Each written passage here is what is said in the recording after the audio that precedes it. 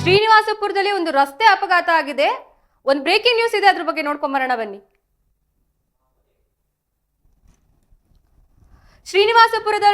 ಶ್ರೀನಿವಾಸಪುರದ ಬಳಿ ರಸ್ತೆ ಅಪಘಾತ ಆಗಿದ್ದು 3 ಜನ ಕೂಲಿ ಕಾರ್ಮಿಕರು ಮೃತಪಟ್ಟಿದ್ದಾರೆ.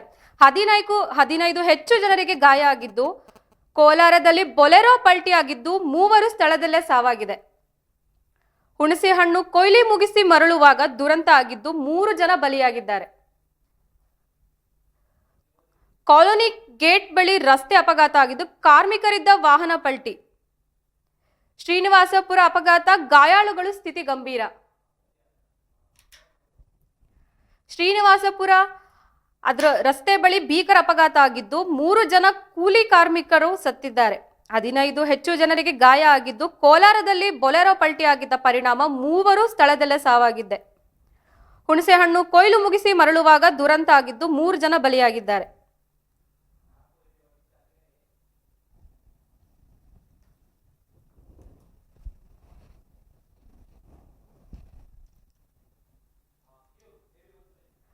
ಭೀಕರ ರಸ್ತೆ ಅಪಘಾತಕ್ಕೆ 3 ಬಲಿಯಾಗಿದ್ದು 15 ಹೆಚ್ಚು ಜನರಿಗೆ ಗಾಯಗಳಾಗಿವೆ. ಕೋಲಾರ ಜಿಲ್ಲೆಯ ಶ್ರೀನಿವಾಸಪುರ ತಾಲೂಕಿನ ಕಸೋನಿ ಗೇಟ್ ಬಳಿ ಭಾನುವಾರ ಸಂಜೆ ಸಂಭವಿಸಿದ ಭೀಕರ ರಸ್ತೆ ಅಪಘಾತದಲ್ಲಿ 3 ಬಲಿಯಾಗಿದ್ದು 15ಕ್ಕೂ ಹೆಚ್ಚು ಜನರಿಗೆ ಗಾಯಗಳಾಗಿದೆ. ಆಸ್ಪತ್ರೆಯಲ್ಲಿ ಚಿಕಿತ್ಸೆ ಪಡೆಯುತ್ತಿದ್ದು, ಶ್ರೀನಿವಾಸಪುರ ಸಮೀಪ ಹುಣಸೆ ಹಣ್ಣು ಕೊಯ್ಯುವ ಕೆಲಸ ಮುಗಿಸಿಕೊಂಡು ಮರಳಿ ತಮ್ಮ ಗ್ರಾಮಗಳಿಗೆ ತೆರಳುತ್ತಿದ್ದ ವೇಳೆ ಈ ದುರ್ಘಟನೆ ಸಂಭವಿಸಿದೆ. ಬೊಲೆರೋ ಪಿಕಪ್ ವಾಹನ ನಿಯಂತ್ರಣ ತಪ್ಪಿ ಪಲ್ಟಿಯಾದ ಪರಿಣಾಮ ಈ ಸಾವು ನೋವು ಸಂಭವಿಸಿದ್ದು, ಅಪಘಾತದಲ್ಲಿ ಸೀನು 27 ವರ್ಷ, ಮುನಿಯಮ್ಮ ಅವರಿಗೆ 50 ವರ್ಷ, ವೆಂಕಟಪ್ಪ ಅವರಿಗೆ 53 ವರ್ಷ ಆಗಿದ್ದು ಈ 3 ಜನ ಮೃತಪಟ್ಟಿದ್ದಾರೆ. ಮೃತರು ಹಾಗೂ ಗಾಯಾಳುಗಳು ಮೂಲತಃ ಆಂಧ್ರ ಪ್ರದೇಶದವರಾಗಿರ್ತಾರೆ. ವಿಧಾನಸಭಾ ಕ್ಷೇತ್ರದ ಚೆಂಬಕೂರು ಪಂಚಾಯತ್ ವ್ಯಾಪ್ತಿಗೆ ಬರುವಂತ ಪಾತಾರು ಮತ್ತು ಪೂಲಕುಂಟ್ಲಪಲ್ಲಿ ಗ್ರಾಮದ ನಿವಾಸಿಗಳಾಗಿದ್ದಾರೆ.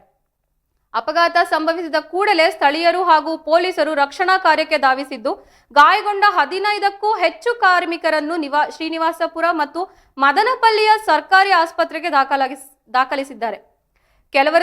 ಕೆಲವರ ಸ್ಥಿತಿ ಚಿಂತಾಜನಕವಾಗಿದ್ದು, ಘಟನಾ ಸ್ಥಳಕ್ಕೆ ಕೋಲಾರ ಎಸ್ಪಿ ಕನ್ನಿಕಾ ಸಕ್ರಿವಾಲ್ ಹಾಗೂ ಮುಳಬಾಗಿಲು ಡಿವೈಎಸ್ಪಿ ಮನೀಷಾ ಅವರು ಭೇಟಿ ನೀಡಿದ್ದು ಪರಿಶೀಲನೆ ನಡೆಸಿದ್ದಾರೆ. ಗಾಯಾಳುಗಳ ಆರೋಗ್ಯ ವಿಚಾರಿಸಿದ ಅಧಿಕಾರಿಗಳು ಅಪಘಾತಕ್ಕೆ ಸಂಬಂಧಿಸಿದಂತೆ ಮಾಹಿತಿ ಕಲೆ ಹಾಕುತ್ತಿದ್ದಾರೆ.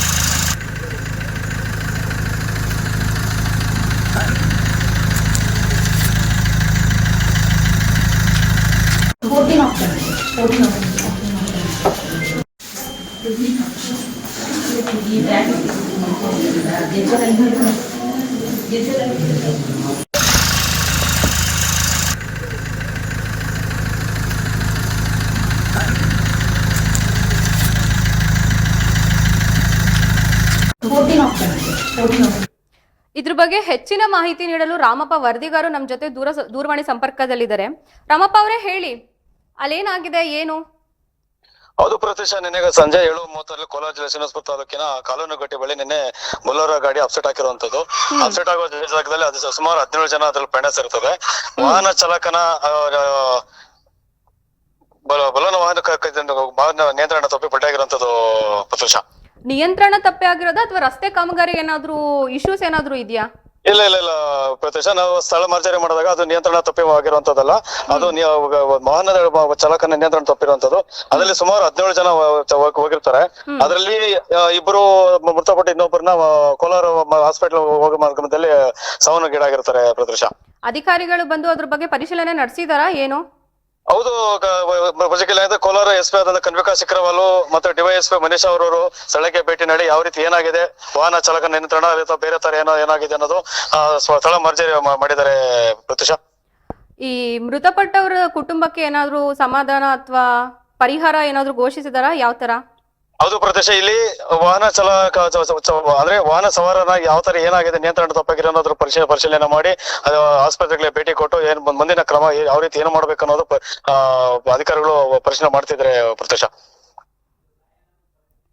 ಈಗ ಗಾಯಾಳುಗಳು ಆಸ್ಪತ್ರೆಗೆ ಅಡ್ಮಿಟ್ ಮಾಡಿದಾರಲ್ಲ, ಅವ್ರ ಪರಿಸ್ಥಿತಿ ಹೇಗಿದೆ? ಪ್ರದೇಶ ಇಲ್ಲಿ ಸುಮಾರು 15 ಜನಕ್ಕೆ ಚಿಂತಾಜನಕವಾಗಿ, ಅದೇ ಹೆಚ್ಚು 15 ಜನ ಅದಕ್ಕೆ ಸ್ವಲ್ಪ ಗಾಯಗೊಂಡಿದ್ದಾರೆ.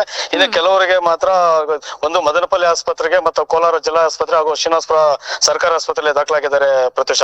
ಈ 3 ಆಸ್ಪತ್ರೆಗಳಿಗೆ ಅಧಿಕಾರಿಗಳು ಭೇಟಿ ಕೊಟ್ಟು ಯೋಗಕ್ಷೇಮಗಳನ್ನ ಯೋಗಕ್ಷೇಮನ ಕೇಳಿ ಯಾವ ರೀತಿ ಏನಾಗಿದೆ ಎಂಬುದನ್ನ ಮಾಹಿತಿ ಕಲೆಕ್ಟ್ ಮಾಡ್ತಿದ್ದಾರೆ ಪ್ರತೀಶ. ಧನ್ಯವಾದಗಳು ರಾಮಪ್ಪ ಅವರೇ.